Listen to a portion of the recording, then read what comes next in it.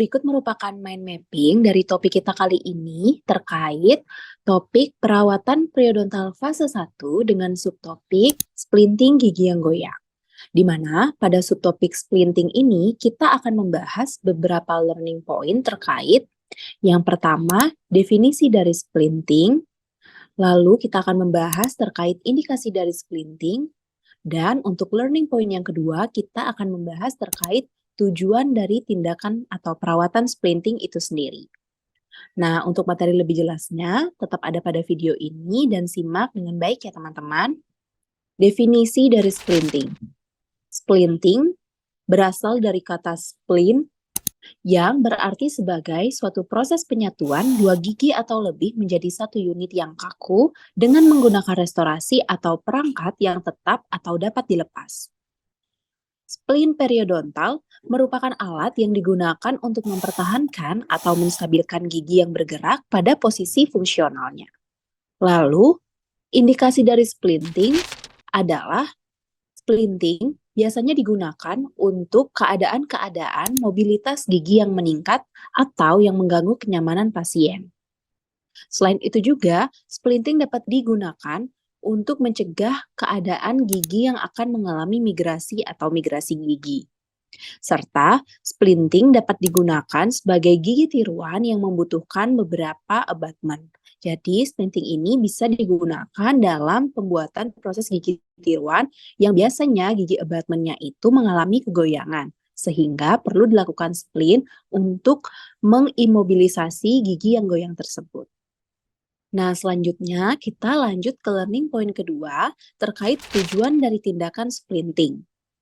Biasanya tujuan dari tindakan perawatan splinting adalah untuk pengalihan kekuatan di mana kekuatan oklusi yang dialihkan ke arah yang lebih aksial pada sebuah gigi termasuk gigi yang berada dalam splinting.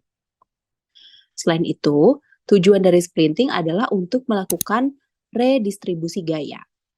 Redistribusi gaya memastikan bahwa gaya itu yang diberikan kepada gigi tidak melebihi kapasitas adaptasi dari jaringan periodontiumnya. Selain itu, splinting juga dapat digunakan untuk mempertahankan integritas lengkung gigi, di mana splinting bisa mengembalikan kontak proksimal, mengurangi impaksi makanan, dan mengurangi kerusakan jaringan periodontium akibat kegoyangan gigi. Selanjutnya, splinting juga bisa digunakan untuk pemulihan stabilitas fungsional. Pemulihan stabilitas fungsional yang dimaksud adalah untuk mengembalikan oklusi fungsional, lalu menstabilkan gigi penyangga yang bergerak, dan meningkatkan efisiensi pengunyahan.